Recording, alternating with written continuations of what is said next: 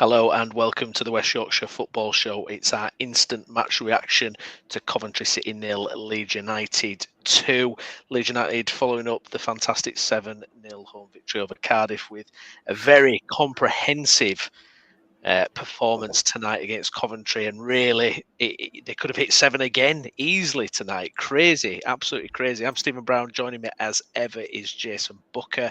Guys, if you watch along, please get your comments in, like the video, get subscribed to the channel. Gavin King, and yes, we will give Meslier his flowers a little bit later on, absolutely, because he does deserve them tonight. Nige, evening guys, great win, could have been 7 again, absolutely. Nige, I've got to say, I just want to kind of set the scene of where I was at with this game, because I was, you know me, I was worried about this game all day. I thought this had 1-0 Coventry written all over it. Now, that is partly motivated by the fact that we ended the transfer window, we didn't sign anyone, and there seems to be a lot of anxiety in the fan base. So, you know, the social media side of it, where people are worried because we've not signed anyone and what's going to happen. And I just thought, if we don't win tonight, it's just going to fuel that fire.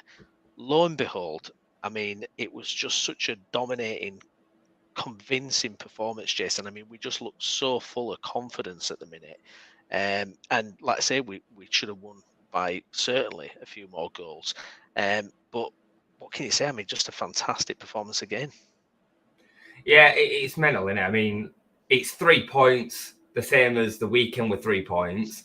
They could have kind of made us not sweat as much because, I mean, the performance, in many ways, the chances that we had were actually more clear-cut than the chances that we had against Cardiff. They really were. Like, some of the one-on-ones that we missed, of Pirro and James and Brendan overhitting it, Solomon now has a chance. Like, it was just insane. Like, and it's just like begging for one of them to just tap one more in. I mean, I said to you about 20 minutes into the second half, like, if a third goes in, this could get ugly, because it felt like that. It felt like a third would just kill them and we would just cut them open at will. Coming into the game tonight, like, even though we'd got the result that we got at the weekend, I were a little bit worried about tonight. I've kind of said it's our second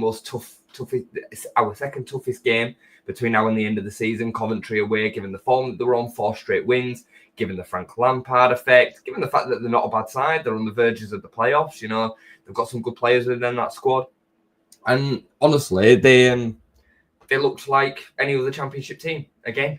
We completely dominated the whole game, and like I said, if it was more than 7, they could not have complained. I mean, the amount of the clear-cut chances that we had were just unreal. We were just cutting them open at will. We've taken a step up now in just controlling games. We've started controlling games by creating clear-cut chances as well more often. We started threading balls through into dangerous areas more often, pinning teams really, way further back, but with intent, and playing through them gaps with little one-touch passes, especially down that left-hand side in the first half. Gruev, Solomon, Firpo, Pirro getting involved. I thought Pirro had a really, really good first half. So yeah, mate, it's another box ticked. And, if we were going to drop points, considerable points between now and the end of the season, that were going to be one of the games that we'd have had to do it in. Brownie made a great point, other Brownie, on the transfer deadline show the other day. We'd have to lose 6 games really between now and the end of the season out of them 16 to not go up, and that's winning 10. So if we were to win 10 and lose 6, we would finish on 93 points. And we've only lost 3 in 30 odd. So the chances of us losing 6 out of the last 16, 6 out of now the last 15, is so slim given where we're at. And this is why we're such strong favourites for promotion. And like I said, we looked every bit like the champions tonight for me. Yeah, it was really convincing, and I do feel, and I've felt this all season, that this is a team that has evolved from last season. I feel games like that last season, this is probably where the anxiety, fuels that anxiety as well. Is I feel like that kind of situation last season, we may have dropped points at that kind of point, but this season we just look so convincing. And we mentioned it before, but I love the fact that Gruev came back into the team tonight. I thought it was that's an inspired decision from Farke, because he's excellent, by the way. Popping up in those pockets, he's covering space, he's getting his foot in, he's recycling possession. It's a different output to Joe Rothwell. We know Rothwell's exceptional, creating chances is one of the highest chance creators in the division. We know he gives us all that. The ball, totally different player to Gruev, but I love that adaptable idea that, you know what, we're playing away against a team that's won 4 back-to-back games. We're away from home. It's tough. It's a Wednesday night. You know what? Let's bring Gruev in. Let's have that in the team. And I thought it worked superbly, and I love to see that. I think it's that kind of difference we've got in the team that this year that hopefully we'll see us over. I think it's a big difference on last year. I don't think he had that availability last season. You looked to the bench and you didn't have a player that could come in for a certain game. No. It was the 11 best players, and then other players would get opportunities dependent on injuries, but it didn't really dictate by game by game. I in the build-up to this one, I was very much a case of I thought Gruev would go in there or Ampadu would step into midfield and Pascal would come in the back, and that would make perfect sense to me. I thought Ilya Gruev was absolutely excellent tonight. He's bordering on my man of the match. I mean, his partner alongside him, Tanaka, was probably the guy that nicked him. I mean, it was, again, just Rolls Royce. The guy is insane, and he has that Japanese tenacity and like doggedness where he's just like, he's up and at him all the time. He's always first. His reading of the game, I would say is the best I've seen from a midfielder. I can't even remember when. He's like, some of his technical abilities wouldn't maybe be like, he can't spray a ball like Calvin Phillips can, or you know, he might not be as good in the tackle as a David Batty, or you know, Lewis Cook had certain, but Tanaka's reading of the game is literally sensational. It's top 4 level. It's that good. It's whether his other abilities could, you know, working with it. He's unreal, mate. He's always in the right place. He always reads, and he's little like when he baits at the midfielders or the attackers into him, he always gets it right. He pops it off and then he's popping back into space again. He's just a sensational midfielder. I can't say enough about him. So yeah, like them two today, I think is not where the game was won and lost, because I think we had better quality than them all over the pitch, but it made a considerable difference. They couldn't get anywhere near us in the middle of the pitch. And then they didn't get a sniff out of Rodon and Ampadu either, you know, and that were even after 2 minutes in. They absolutely plastered Joe Rodon to the canvas. He was lucky to still be on the pitch, both Rodon and Kitchen who had the foul, because it weren't just a foul which were nasty. He then basically laid in with his knee to his head, and it looked intentional to me. I thought it was really, really nasty, and there were a few of them throughout the game. But again, we've said this before, that's because they can't match us in quality, so they have to kind of cover that gap. But I get it, but that's up to then the officials, which I've said this before, we've had this conversation before, to deal with that, and they didn't. For me, even though we won the game as comprehensively as we did, I thought that was the worst officiating I've seen all season today. I thought they were absolutely disgraceful. It was, yeah. And the no goal at the end kind of summed it up. It was like, oh, Coventry are protesting against this, and it's, you know, 30 seconds later they decide then suddenly to rule it out. Crazy. I mean, just absolutely crazy officiating. I agree. I thought it was abysmal all the way throughout, and you know, it's so infuriating, because you feel if these games were refereed properly, we'd probably be even further ahead. We'd be kind of out of sight. It's ridiculous. The thing is, Browney, the officials don't even need to get involved in a game like today. You just need to do the basics. It wasn't a game that was like, you know, full of contentious decisions. No. Just do the basic job that you will learn how to do in understanding any sort of football game. That's all you need to do. But they can't. They're incapable of dealing with the emotions and the stress of what's going on and the pace and communicating between the three of them and just understanding. Evening things up, you know, like, I gave one there, so now I have to give one here. I mean, the Aronson pushing the back, the pen. How's that not a penalty? I mean, it's absolutely insane. He's right there. He's 5 yards away. It's a crazy one. It's a crazy one. I mean, what about the 2 high foots? So there was a high foot by a Coventry player, no free kick. No more than 2 seconds later, Jayden Bogle literally raises his foot to the same height and gets given a free kick against him. It's just incompetence, mate. It's complete incompetence. But anyway, we shouldn't be talking too much. No. If we'd have lost or drawn the game, I'd have been losing it. But yeah. But you know, coming back to Gruev, brilliant performance. And again, Daniel Farker gets it spot on, mate. Absolutely spot on. Yeah, I mean, absolutely. Yeah, Gruev, fantastic. Tanaka, I agree with everything you said about him. What I don't know about you, but I feel kind of like safe when Tanaka's on the pitch. I feel like, when we had Kamara in that role last year with Gruev, obviously Ampadu had to go to the back.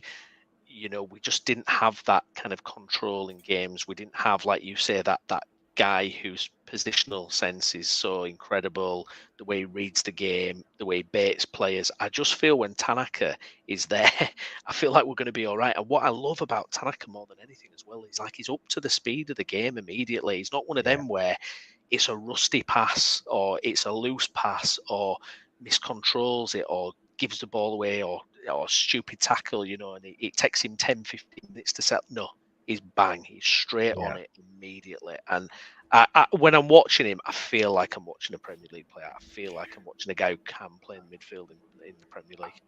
I honestly think, Browney, like some would say that I were being like over the top when I say this. I don't think he would go amiss in one of the top Premier League teams. Like, I could imagine him playing in City's midfield. I could. Yeah. Like, I'm not saying he play every game. I think like a Kovacic as an example. Like, Kovacic, like, I see him in that kind of ilk where he won't be one of the best players, of course. He's never going to be the De Bruyne. But in terms of what he brings to a side, I could see him playing for anybody. He's that good. Like I say, his game management, his game reading, his understanding of what's going on around him, his pass selection, when to go and when to sit. Like, his reading of the game when a centre-back comes out of position and he just sweeps him behind. There were one in the... I think it was the first half. It was the first half where Rodon came miles out of position and the ball kind of broke a couple of times. And it looked like it was going to break to a Coventry player to run on into goal. And Tanaka just swooped round the outside of Junior Firpo to make a perfectly timed interception. He is excellent. He's just, honestly, 20-25 million would be too cheap. That he's in the next bracket for me. Like, if we go up and a team wants him, you're talking 40 million quid. Yeah, absolutely. Like Nige says here, you're spot on about Tanaka Jayson, Premier League ready. Well, this is it. I mean, for me, if we do go up, he's a guy that we absolutely, you either rinse a team who wants to actually buy him, or you just go, listen, you're playing, you're our central midfielder in the Premier League. We believe in you. Here's a new contract. Get it done, Leeds. Do you know what I mean? Yeah, it's an absolute no-brainer. Elsewhere on the pitch, then, that centre-back pairing, Ampadu, Rodon, it's another clean sheet for those guys. As Gavin's mentioned here, that ball from Ampadu. Oh yeah, see that's what Ampadu has in his locker, doesn't it? He's just got that. And the thing with Ampadu, and it's interesting to watch because I was a little bit worried he would get a bit too involved with things at corners. I was like, don't do something stupid here, but he's got that kind of fight in him. He's got that leadership quality. And he is verbal and he will kind of stand up for the team. And you need that. You need that in the team. You can't be meek and mild and just nice all the time. It's good to see someone have that leadership on the pitch. I think that's what Ampadu brings. Obviously, his technical ability. I mean, he brought a ball down. I think it was maybe the second half. He brought the ball down. I remember it. Glided away. It might have been first half, actually. First half it was. First half. Superb, And this is a guy who's not playing in probably his best position or whatever, but he just brings so much to the team. And I know there's a clamour for Pascal to come back in. And like Nige says here, when does Farke bring Pascal back in? I mean, I'd be so hesitant to kind of move away from what we've got at the minute because it's working. I mean, it's working, and for all Pascal's positives, I think we've looked more defensively resolute since he was out of the team. Just my opinion. I wouldn't be touching that backline, mate. I would not be touching that backline at all. We look very similar to what we did when Pascal came out last year and Ampadu came in. In terms of the solidity and structure that we've got back there, we're even better now going forward because we've got better options in front of him. Last year we had Kamara and Gruev, and that were it. That's right, isn't it? We didn't have anybody else in that area of the pitch. There was like Gray, because Gray was playing right back. Gray would have, but really, and that was very limited in terms of what they would do going forward. They both controlled the game well, but now we've got Rothwell, Tanaka, Gruev, Gulavugi can come in there as well. It's a different kettle of fish, and the players in front of them. Brendan drops in there as well. Brendan's not the same player that Rutter was, or Pirot playing in the 10. So the link up between them in the midfield is completely different. So for me, I won't be touching it all. I think he will. I think there'll come a time probably over the next 2 or 3 games, probably Millwall in the cup, where I think we'll see Pascal. Where that comes in, and then Ampadu was an option back in the midfield. But I'm not pushing for it. You know my opinion on this. Like, for me, at this level, especially when they've got far less defending to do, I think Ampadu concentrates better. I think he's better with the ball, and I think his overall game of what we need in the Championship is better than what Pascal's is. I even thought you saw it for the 15 minutes that he came on against Cardiff. I thought there were moments where he was just edgy with the ball. He plays a fantastic pass to Junior Thurpo, by the way. I'm not knocking that one for a second. But for me, I feel so much more assured with Ampadu back there. And then, away from home or against a tricky side, you play Gruev in front and they're not getting through, mate. No, absolutely not. And if they do, and we knew Coventry would be a threat from set pieces. We knew that was likely, crossers, that kind of thing. Meslier tonight. I mean, let's deal with Meslier, because obviously this guy, obviously is a bit of a lightning rod for a lot of criticism, and a lot of it's been justified. He's made mistakes this season. He has cost us points.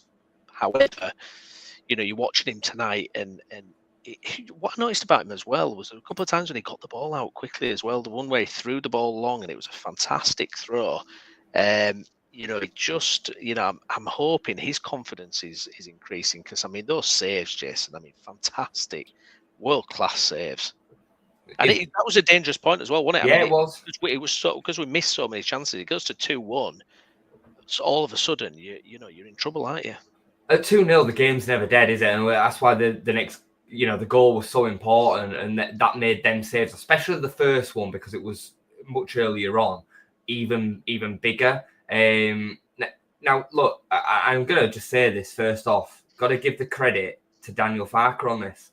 We're quick to shoot him and give him the criticism, when he first made the decision for right reasons. Don't want to sign a goalkeeper. I don't want to play Caldalo there. Ilan's my man.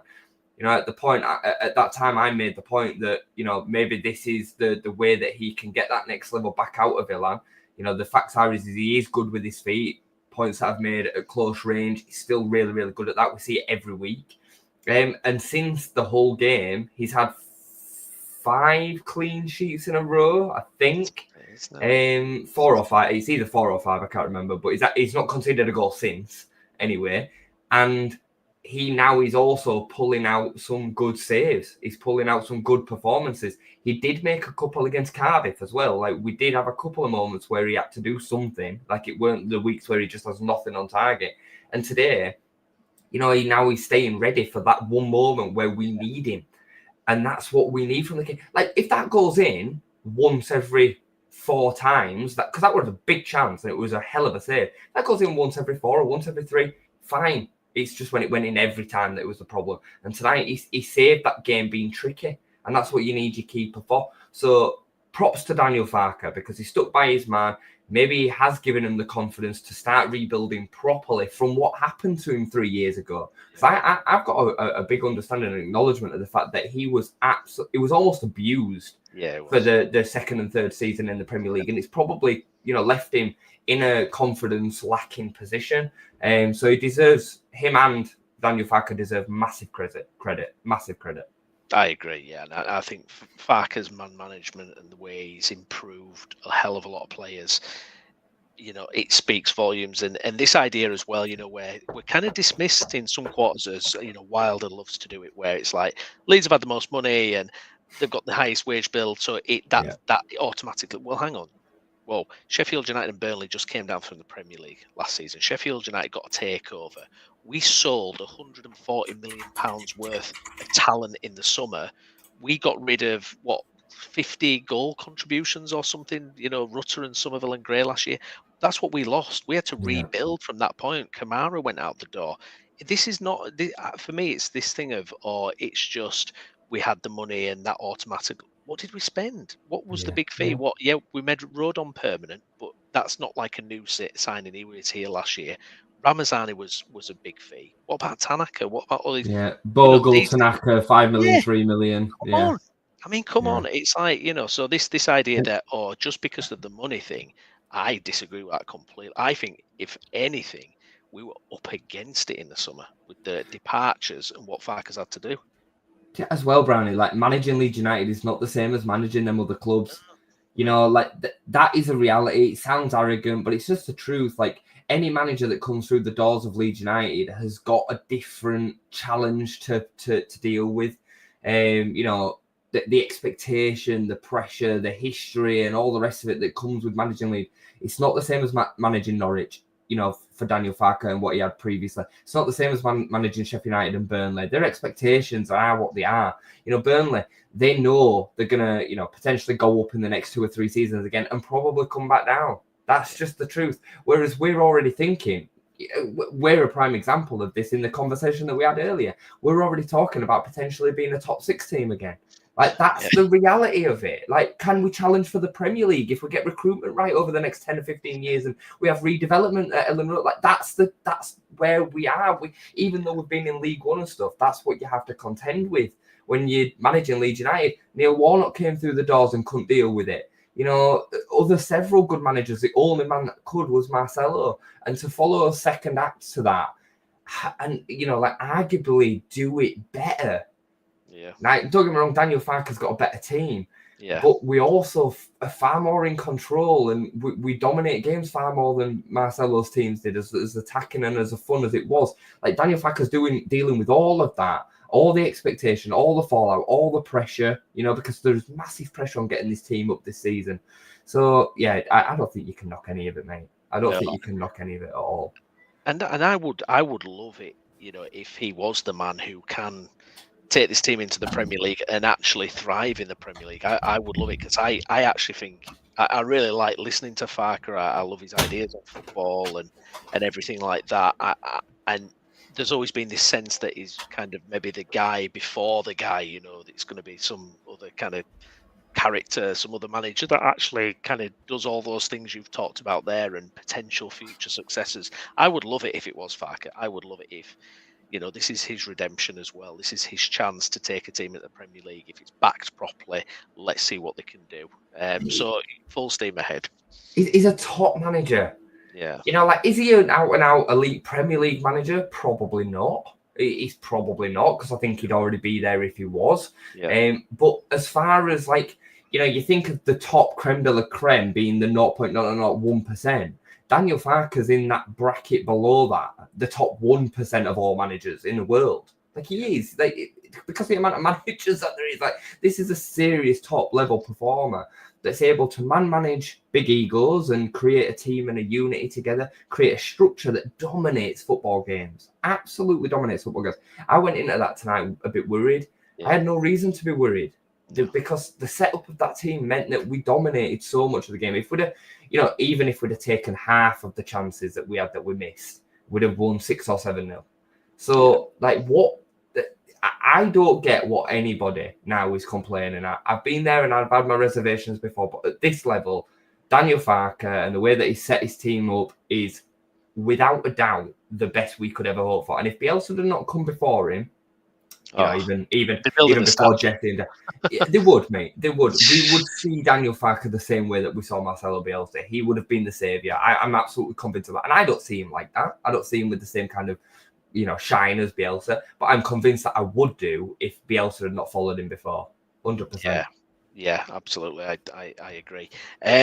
I just want to mention Joe Rodon as well, who, I mean, he is just superb, isn't he? I mean, the way he mops up, his speed across the grass, his decision making, you know, I'm absolutely loving it, because he had a shaky start to the season. Don't forget, Joe Rodon, yeah. Very shaky start, but probably since, I don't know, the first couple of months or whatever, he's just been absolutely superb, hasn't he, Jason? Tonight, superb, I thought it was. He started doing the Ben White carry out from the back as well, which we used to do a lot under Marcelo. He looks very similar when he runs with the ball, because he's got that kind of long, gangly stride. His pass selections just got so much better. That was what we really deserted him earlier on in the season, was the passing. But that stepped up, and yeah, you spot on, mate. His reading of the game is excellent in behind Jayden Bogle. Him and Bogle have got a good partnership together now. He's great in the air. He's, like I say, he's quick. He's really, really quick across the ground without the ball. He's rapid. He's excellent, mate. He's excellent. I ain't got any negatives tonight. Some people. I'm going to bring up one that I know will stoke some people. Is Brendan Aronson. Again, people are saying that he was shit tonight. Like you need to understand what you're watching a little bit more, because he wasn't. He misplaced a couple of passes, which he will always do. He made the wrong decision a couple of times, which he will always do. But you go back and watch that game and go and watch and see where our control starts. And it starts with Brendan Aronson. It starts with him pressing. It starts with him winning the ball up high. It starts with him never giving up. He links a lot of play with little touches in between the lines that you just don't see. Created a fair few of them chances that we then went on to miss himself. So I thought it was excellent. I didn't think there were any qualms with anybody tonight. Pirro linked the play well, great finish. Dan James was probably the weak link today, because he just missed too many chances. He missed too many moments where he has been taking them this year. But you know what? He's allowed one of them. He's allowed a couple of them. Because, he won Player of the Month for January. He's been sensational. He's been our Player of the Year. So, no axe to grind with anybody tonight. No, absolutely. I mean, talking about the kind of the chances that we missed, I can't remember seeing a game where we had so many kind of 1-versus-1 chances. It was absolutely mind-boggling. Dan James, you're absolutely right. Unbelievable performance at the weekend. Tonight, that final product wasn't there. And look, I think if you're looking at a Premier League situation, is he a starter for me in the Premier League? I'd probably say no. I think the technical quality is just not there. And we saw that a little bit tonight. It's a little bit harsh because he's improved his end product so much this season. But when you take that next level up, same with Aronson as well. The technical. I've mentioned it before. I kind of group them together technically almost. Yeah. Loads of endeavour, loads of pressing. They get physical output is incredible, and they have delivered numbers, goals, and assists. But that next level might just be beyond them. But it's interesting because you're absolutely right that they're so important defensively as well. The way they cover positions, get back into their spots, press the team. That all that stuff opens the game up, for us and helps us. So no complaints in that situation. And look, everyone missed chances tonight. Pirro, 6 yards out. Pirro, what happened there?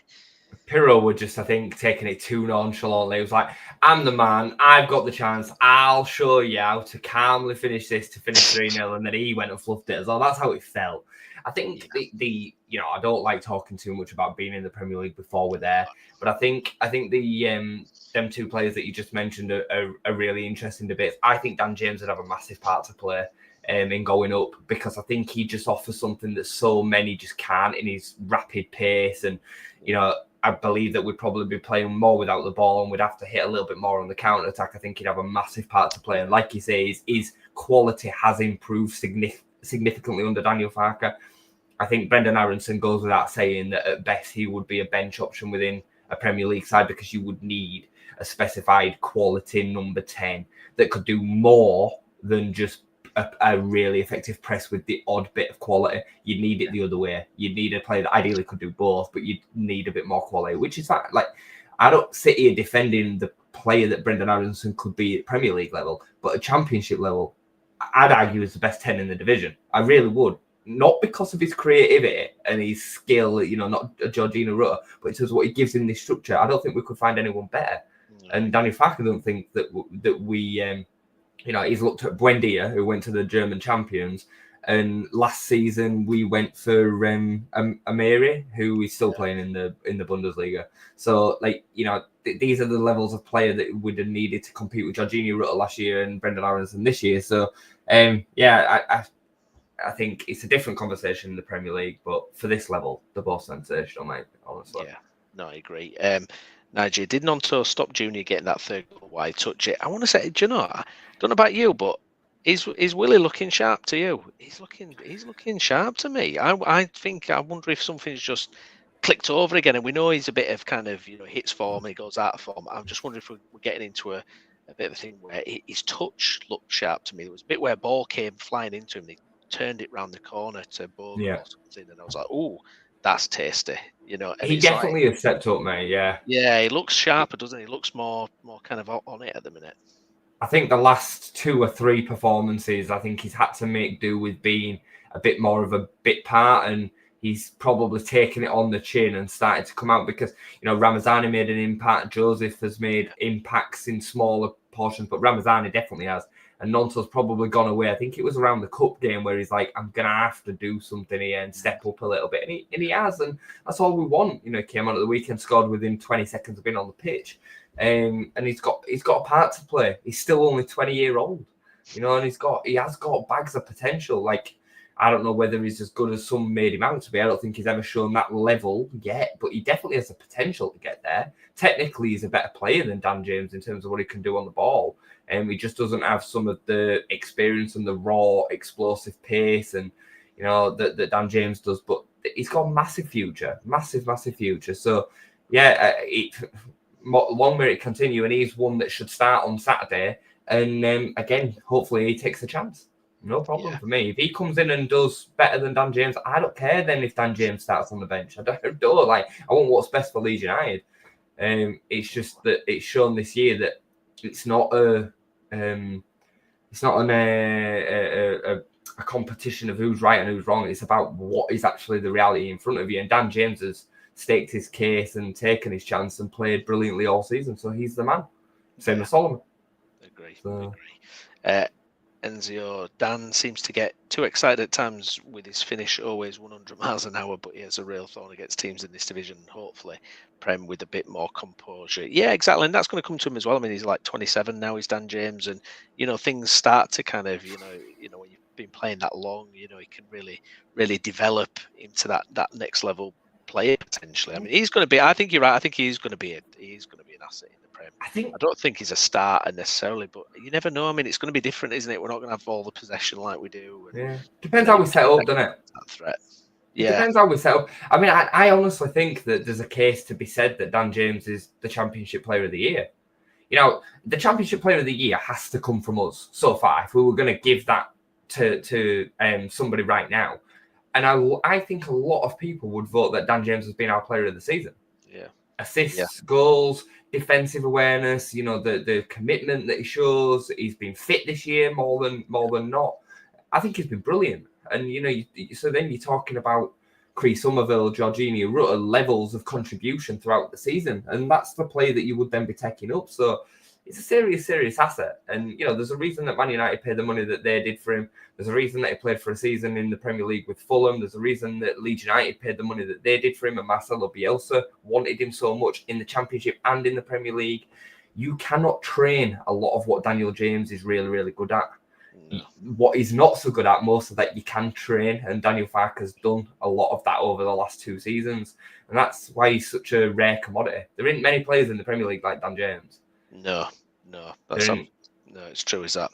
And hopefully there's not going to be any kind of international break with Wales that's kind of going to throw the Welsh boys off course, because I mean, you look back 12 months, that did it really more than anything. When you look back, you go, oh God, Wales not qualifying, and that whole thing, awful, absolutely awful. Bogle, just before we kind of move on to other areas as well. I mean, Bogle, another terrific performance. I mean, the goal as well. I mean, it's Maradona-esque, isn't it? He's bombing past players, and I don't know what their keeper's doing, mind you. But listen, you make your own luck, don't you? He keeps, chasing it down the entire right wing. And this guy, I mean, I didn't expect this level. I think he's been absolutely superb, Bogle. And, when you talk about players of the season, for me, he's up there as well. Oh, he definitely is. He's been sensational, mate. He's been absolutely brilliant. I'd say the opening 2 or 3 games of the season were a little bit like, what have we bought here? Like, we were a bit worried. As a fan base, we were a little bit like, yeah. But he's Luke Ayling under Bielsa, but 5 years younger. Yeah. That's what he looks like, and he's fun to watch. He's marauding. He's confident. He can score goals. He's comfortable inverting and coming inside. Comfortable going outside. His delivery is good. The partnership that he's gone with Dan James is excellent. Like, them two are just brilliant together. The amount of times that they get that overlap right, where Bogle kind of comes inverted and Dan James plays it round the back of the left back, if you know what I mean. It's just brilliant, mate. And I mean, he deserved that little bit of luck, didn't he? Because his run was brilliant. He's sensational, mate. He's brilliant. What a snippet, what a bargain. And he looks like he suits Leeds United as well. I don't know if that makes sense, but he just looks like he carries the shirt with no problem. Yeah. Whereas some players kind of come in after maybe being at Sheffield United and really struggle. He just looks like he just loves it. I love him. I absolutely love him. Yeah, no, I completely agree. Completely agree. Just looking at kind of bigger picture stuff then, Jason, obviously we had the incredible 7-0 victory at the weekend, biggest win since 1972. And then we had the transfer deadline. Obviously, we did a show on the channel. We were live for a few hours and Leeds United ended up doing no business.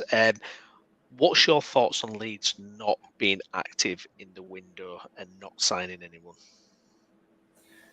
I think we discussed it, maybe 2 weeks before, and I think I remember saying to you, I won't be surprised if we don't make any. I thought we'd maybe make one, but it wouldn't have come as a big surprise to me if we didn't. We then have the squad on Saturday, and we have everybody fit apart from Bamford. The bench is ridiculous. If you include Bamford to that bench, and with Darlow in there, and then the rest of them all playing in their ideal positions, that team still finishes in the top 6. Verba, Struijk was on the bench at the weekend. Ramazani, Nonto, Gruev was on the bench at the weekend. Gulavoge, it's insane. Schmidt, Byram, the squad is stacked. It's absolutely stacked. Now, if we could go out and get Buendia, he'd have improved our team. He'd have improved our 11. If we could have gone out and got Cameron Archer, it probably would have improved our squad. But I think Cameron Archer would have found it difficult to get in this starting 11.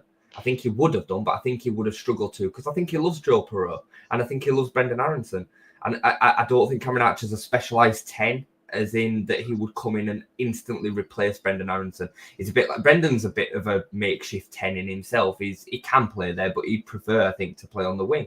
So you then look through the transfers that have come to the Championship, and I understand the argument that people making that, yeah, but they've improved their squads. I get that. And we need to do what we need to do to improve our squad in the same situation and scenario. But we're not in the same situation and scenario because we have a far better squad than them. So finding a transfer that's going to directly improve your chances at Championship level in January is almost impossible. You are looking at players that are actually Premier League players that no Premier League team wants that's prepared to then come to the Championship. And they are few and far between. That's why we were looking at a situation with Cameron Archer, who knows he's probably going to get relegated in 6 months. And then this could be his ticket back to the Premier League. They're the players that you're looking at. So how do you then get a signing? I made the point to you the other day. The only one that I think would probably go into that category that went elsewhere was Lafay at Sunderland. Yeah. And I could understand people giving that argument. Why weren't we in for him? Why didn't we get him over Sunderland? For all we know, we were in for him. And he picked Sunderland over us because Daniel Farke said to him, look, you're probably going to start, but you're going to have to work your way in. There's some good players in front of you in this team. You know, you've got Brendan Aronson, American International. You've got these boys on the wing, Tanaka. You've got, because he can play in a few different positions. And then he's got Sunderland, and the manager, Regis Labrie, who he's played for before, says to him, you're going to play every game. Yeah. Where do you go on loan? Yeah, exactly. If you're a footballer who's not attached to any loyalty of Leeds United. So I think Adam Armstrong falls into the same category, mate. I don't think Adam Armstrong starts for Leeds United, but he could come and do a job off the bench. But he don't want to do that. He wants to go to West Brom and start every week. Yeah. So you're then left with so few players in January, Browney, that some fans just want to see us sign anybody. But a new player doesn't necessarily mean a good player. No. Like, I even saw him on the Square Ball say that. Like, just sign anybody. Like, what? Like, in what world is that a good transfer strategy? Makes no sense. Connor Roberts, sorry, I know I'm waffling a bit, but Connor Roberts last January, I thought it was a good sign and ended up being a bit of a flop, really, didn't it? Yeah. Like, it didn't work out. So, for me, more than happy. If we can't get somebody to improve this team, and ideally our starting 11, what's the point? Absolutely. I completely agree. And I kind of changed my mind through January because I did buy into that kind of paranoia about we've got to sign someone, we've got to be seen as being doing something because we didn't do this when we were in the Premier League, we didn't do this 12 months ago. You know, you're always looking at the past as like means it's going to happen again kind of thing. But then you're watching the performances on the pitch, and I'm looking at the bench. There was one game where I was looking at the bench. I'm like, this is crazy. We don't need anyone really. And if we don't, you know, and if we end up not getting anyone, it's fine because we have so much talent in that bench as it is. There's no room on the bench. We some players that can't even get on the bench. You know, we have to send them away on loan for God's sake. Yeah, he's spot on. I mean, I think Gavin makes a good point about Bamford there, like tongue in cheek. I think there was genuine interest in Bamford from Wrexham. They ended up signing Jay Rodriguez. Like, you can see the smoke and the fire going on there. When that Bamford link came out, I think that was real. I think that was really real.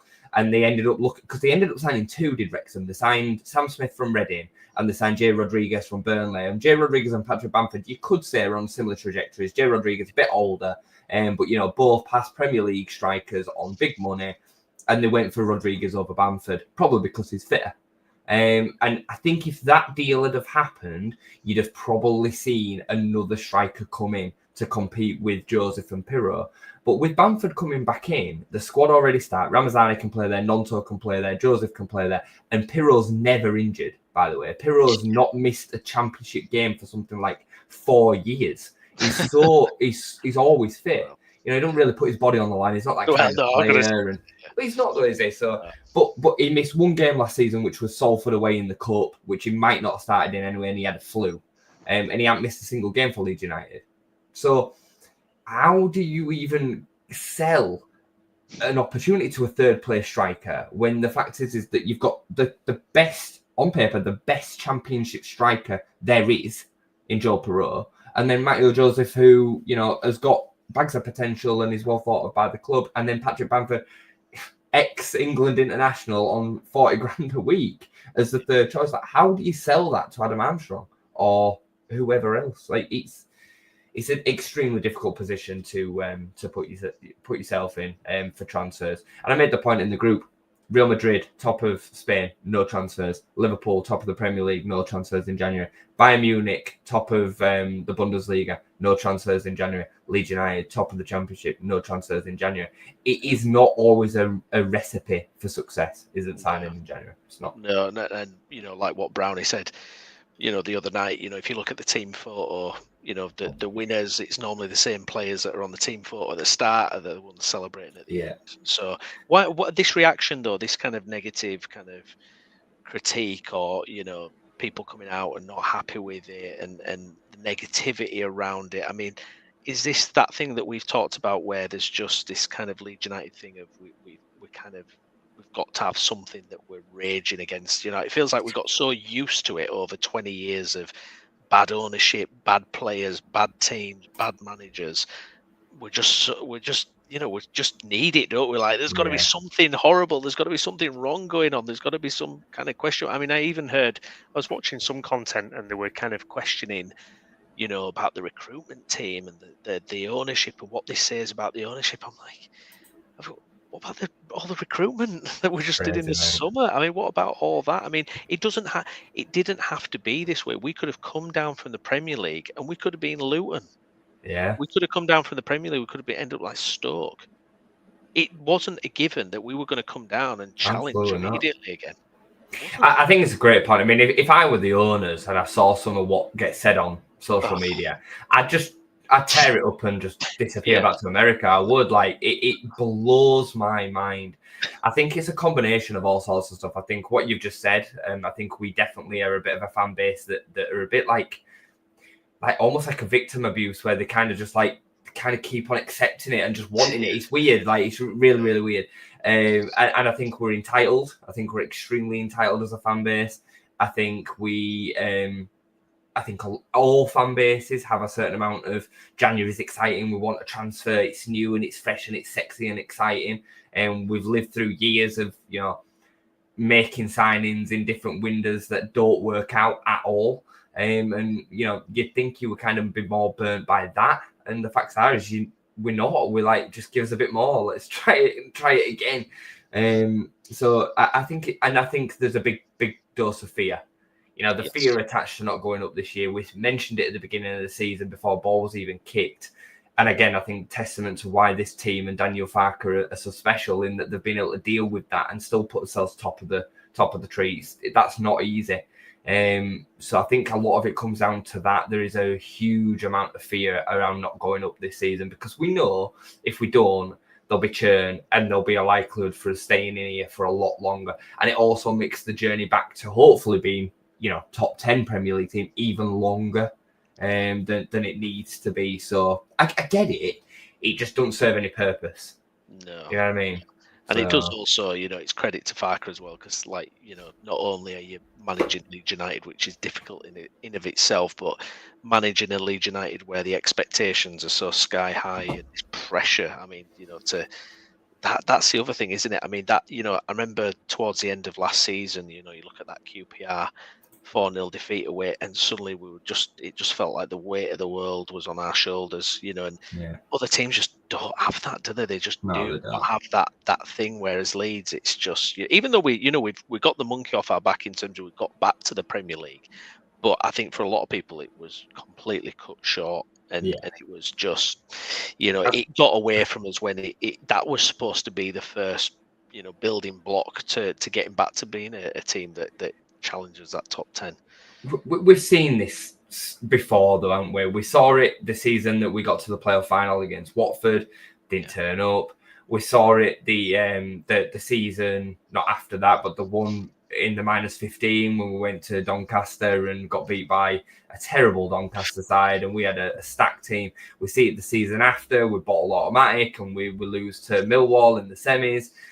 Even the season after that, we end up finishing second on the last game of the season after basically running away with the league with a team that was good enough to get promoted from the Championship, if we're honest. Robert Snodgrass, Becchio, Beckford, Howson, Delph was in that side, like Neil Kilkenny, Bradley Johnson. The team was stacked, mate. It was ridiculous how good that League One team was. It went up and instantly finished 7th. If we'd have got us shit together a bit in that season, we'd have gone straight up through again.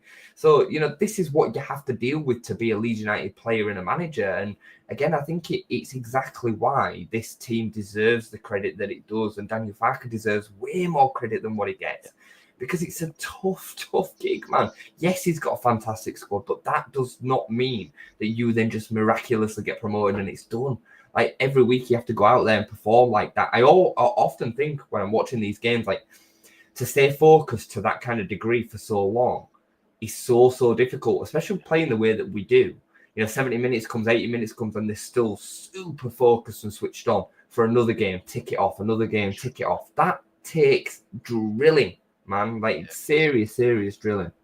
Yeah, I do feel with Farke, he's only going to kind of win over the fan base in general is like if he does well in the Premier League with us. I feel like that is the only thing he can do really to kind of get to that point. Although I mean, the way it's going, I mean, 5 points. We've got our 5 points back over Burnley. Obviously, Sheffield United have got to play their catch-up game. Sunderland as well. They're now 8 points behind us. In terms of how it's shaping up, I mean, that you can't do any more than what we've done tonight. That gap. Can you see us extending it then? Do you think that it's only heading one way now, or are there any more kind of pitfalls or anything that you see that could potentially come up that might derail it? I mean, football's football, and especially the Championship. You can never really just rule anything out or in. But what I will say is that like I said it earlier, tonight's game was one of them real banana skins where you thought if we were going to fall on his own sword, it'd be at Coventry away with Frank Lampard, and we kind of just rolled over it like it weren't anything. And I truly do believe it'll continue with a similar kind of trend. I mean, we're good enough to never lose in these next 15. We probably will, but we are good enough to actually go through this last 15 and not lose a single one. Absolutely. Do I see us losing 5 or 6? Absolutely no chance. Absolutely no chance. So I don't see a world in which we don't go up as champions. I think it'll be clear comfortable as well, because Sunderland, Sheffield United and Burnley are all going to drop points. Burnley go to Portsmouth and draw 0-0 again. They then squeeze past Oxford yesterday. They've just not got it.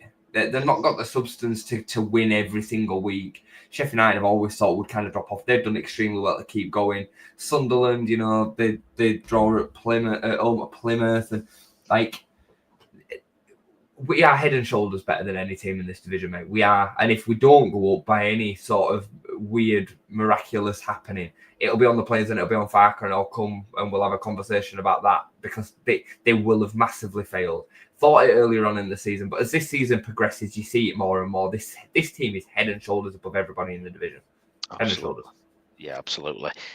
Massive kind of couple of weeks coming up, Jason, just looking at the fixtures. Obviously, we've got the FA Cup, a little break from the league, but we've got Watford away on the Tuesday, and then a huge week then on the Monday, the 17th, we've got Sunderland, and then on the 24th, the following Monday, so 2 back-to-back Monday games, Sunderland and Sheffield United away as well.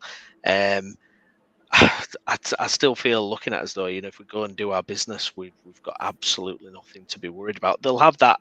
It'll be a tense game. It'll be like how I felt going into the Burnley game, but it could be not defining necessarily, but it's massive, isn't it? Those particular the Sunderland Sheffield United game. Obviously, I think it's beat them. we're laughing, aren't we? Yeah, I think it's defining. I really, really do think it's defining. Like I always said, there'll be football to be played after that. But I think that the consequences either way will be very, very defining. Because I think if we don't pick up the points or results that suit us over them 2 games, we might not win them both, but 4 points or, whatever. 2 draws maybe even wouldn't be the worst in them 2 games because it takes away 2 points from your opposition as well. But if we come out of that with favourable points, you're looking at a situation which then we've got 10 really nice games between then and the end of the season. Our running's actually really, really nice. And you'd be like, Leeds are home and hose. They won't be caught. If they go and beat us and potentially bridge the gap and let's say we're level after all them games, the mental psychology around that and then the pressure ramps up. So you understand a bit of a collapse and it'd take a real effort to kind of get that switch back on. So I do think they are. I think it could well be season defining for Leeds. If we get to the end of February and we've got an 8-point gap, it's done. It's over for me because this team is so much better than the teams that we're going to be playing in the last 10 games. The teams at the bottom are going to have to come out a little bit more than they would do. They won't be able to sit in and hope for a point because they're going to need points, which will open up more opportunities for us. And I don't think we have any of the top sides to play after the end of February. I think we play 9 of the bottom 10. I think out of them 10 games, 9 of them are against the bottom half, I think. Yeah. So, yeah. Just have a look now. There's no one after that, really. Absolutely. Couple of comments coming in from Farker as well. Adam Pope on BBC Radio Leeds saying, Farker pleased with the win, but very critical of the chances missed, not being awarded a penalty and the goal being disallowed. Sometimes I know it seems I'm overcritical, but I know how relentless this league and how efficient we need to be. And I do get that because it's so frustrating. He must be, banging his head against the wall that we've not 4 or 5-0 really. Because just score the goals, like get it put to bed, just get it done. Meslier doesn't make that first save, and that last 25 minutes could have been very, very different because goals change games, the momentum swings. So he's absolutely spot on because we should have been home and hosed. There should have been no chance that they were in that game. By the time that Ellis Sims had that header, we should have been 5 in front. It was literally that dominating. So I completely and utterly understand it because on another day, Meslier doesn't pull that save out and it's 2-1 and then we're holding on. It's a different game. So get it. He's right. Completely right. Absolutely. Also, Popey reporting Lampard on the Leeds United fans' gestures towards the game. He said he doesn't want to talk about that. And he was asked, has he seen the champions tonight? He said, they're in with a very good chance. We were beaten by a very good team. So, yeah, typical rivalry renewed with Frank Lampard. And he's bitten, hasn't he? He's taken the bait and he's had a little dig back at the the Leeds fans. But his team have been well and truly stuffed, haven't they? And it's, it shows you. Obviously he was a top player, top pro himself, but, he hasn't got close to us tonight. Yeah, I can't stand the guy.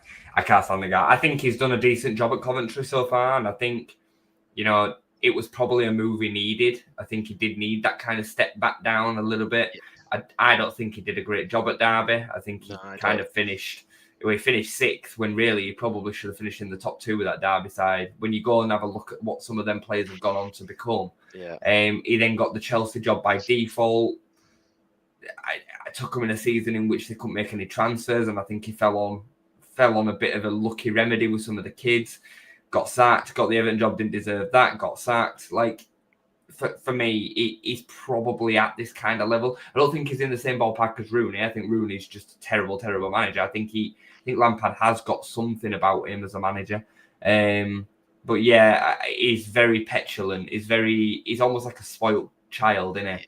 And yeah, I'm glad that we could kind of stick one over him today, because it still feels a bit raw, that rivalry. I think it's more because he kind of took on our God.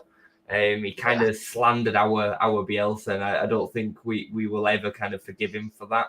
So yeah, nice to get one over him, mate. 100%. Agree. And I remember you're probably talking 25 years ago, we very nearly signed Frank Lampard from West Ham. Before he went to Chelsea, yeah, we were very sorry. It could have been completely different, couldn't it? But never mind.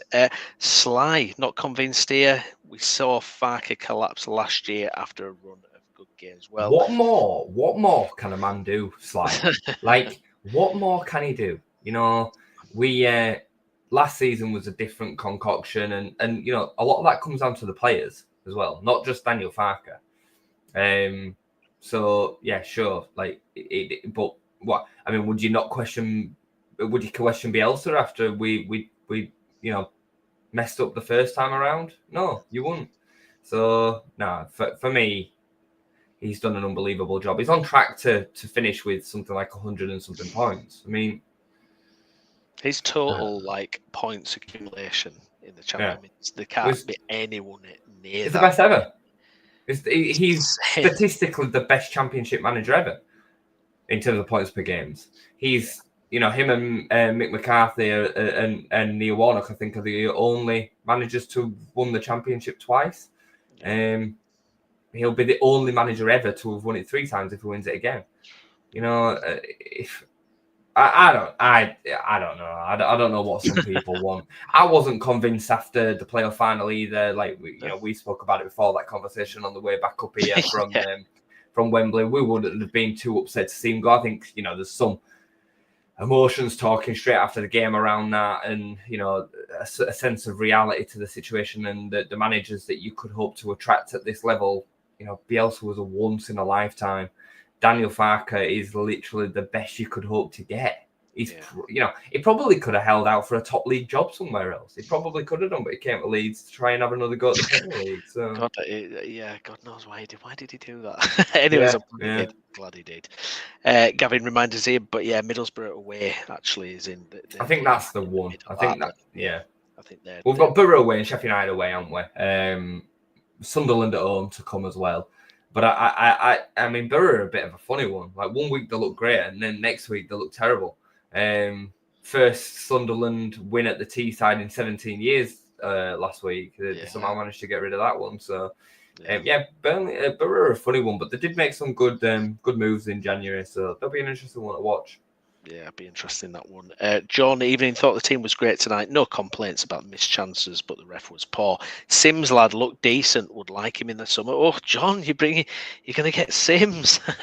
I mean, you can see he's like in the Championship. He's one of them. Yeah. Ball sticks to him, doesn't he? He's big, he's physical. You can't get the ball off him or anything. You know, he was one of their better players certainly tonight. I wouldn't want him in the Premier League though. No. Not for me. No, sorry, John. No. If we're still in the Championship, God help us, then maybe we'll have a look. But yeah, not for me there. Well, Jason, we get a break from the league. It's the FA Cup at the weekend. I think if we get through that, that's when I normally start to get a little bit excited, a bit giddy about cup competitions. I actually think it's okay, really, because it's a bit of a nice distraction. It's a bit of a break from the intensity. Nonto, Ramazani, Joseph, you know, these guys likely to get minutes in the legs. I don't really see a downside, and you know, the only worry is, I guess, you know, if you there will be a couple of, mainstays in there. It might be Ampadu, Rodon, or someone, might be in there, and the worries are, that it's minutes in their legs and potential injuries and whatnot. But I don't mind it. I'm kind of, look, little break from the intensity of the league. Here we go. What do you think? Sorry, I was just reacting to Sly's comment. We'll talk about it, Sly, before we go. But yeah, I agree with you, mate. And I think it's a great opportunity to get some game time into some of them players. What I would say though is I wouldn't be too keen to see us lose any momentum. We are at home, aren't we? Yeah, we're at Ellen Road on Saturday. Like, it should be a pretty straightforward passage through, really, given the way that we're making championship teams look. So I'm not that over-hammered with saying we need to make 11 changes, as an example. I'm all right with Darlow starting. It makes sense to rotate your keeper. I'd probably keep Rodon in there because I just think he's such a stalwart. Ampadu maybe back into the midfield. Pascal at centre-back would be fine. Byram in at left-back. Rest Firpo because Firpo's a bit in and out with injuries. I'd be all right with Schmidt playing over Bogle, but I wouldn't mind Bogle starting either. I think Brendan will start because we don't start with another 10. What about Max? What about him? I mean, we got this European Championship player sat there. I mean, there was a shot of him tonight. I forgot the guy even played for us. I forgot about him then. If I'm honest. Yeah. So yeah, you don't want to risk any injuries, but then you would just wrap every player in cotton wool for every single game. It's just another game, isn't it? It's one more game, so they're not going to all have broken legs after one game. Like, if you were playing Plymouth on Saturday, you wouldn't be like, right, rest 7 players because it'd be better to keep them for the game after. I get it, but I also don't agree with it at the same time because I think that momentum is really, really important in football. So, and I think, making 11 changes can be really dysfunctional for the team. There's players that do need to come in. Joseph, I think, needs to come in and get an opportunity. One of maybe even both of Ramazani or Nonto, but I think, again, both of them, I think changing your wingers is different to changing some of your other core positions, centre midfield, centre back, as an example, even your whole defence, you could argue. So, yeah, I think a few changes, and I think that's what Daniel Farker will go for. I don't think he'll make 11. I don't think so at all, if I'm honest. No. So, but I'm not worried, to be honest, because, most of this team can come in seamlessly, can't they? You excited about a potential cup run? Is that kind of, if you get through this round, does it kind of then, you still 5th round, suddenly that's when you're like, oh, that's interesting. It's a funny one because, for me, the only thing that matters is the league. But once you get past the 5th round, you're then really into the deep side of it. And the thing is, that this is going to sound mental, but if you get a correct draw, this team's actually good enough to win a cup. That sounds mental, but if you consider the fact that you would say Spurs could win a cup if the draw went right, or Bournemouth, or Brentford, or Crystal Palace. You won't rule Crystal Palace out of winning a cup. Everton, if the draw's right again, Everton under David Moyes right now, you wouldn't say that they're definitely not going to find themselves in a position where they could win a cup. And I think this team kind of falls into that bracket that if you get a certain fab in there, and anything can happen in the cup.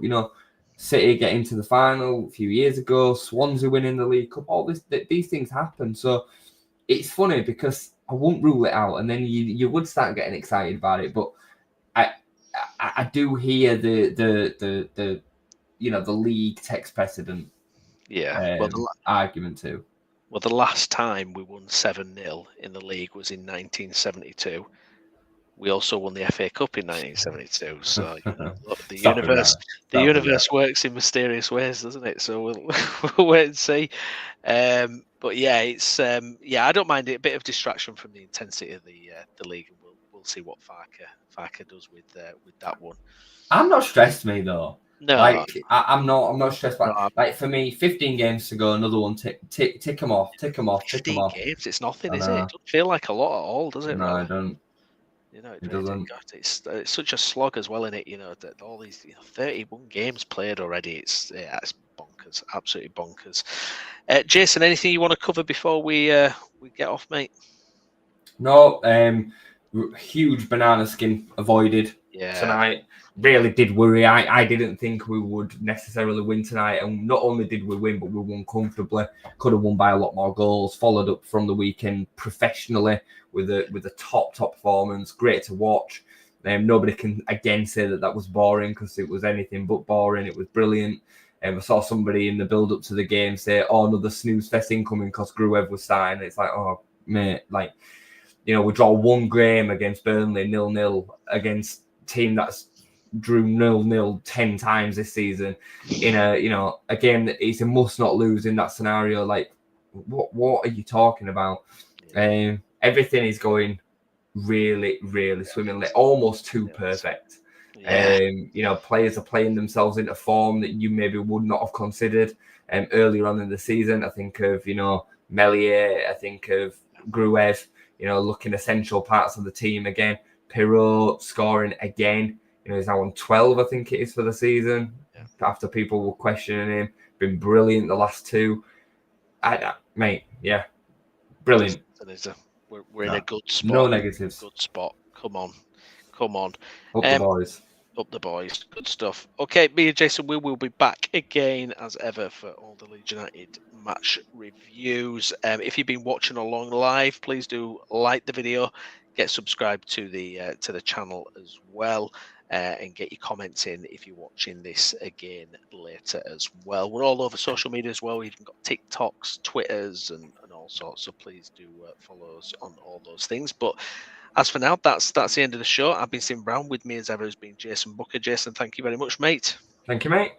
And we will see you again next time. Thank you for watching. Bye-bye.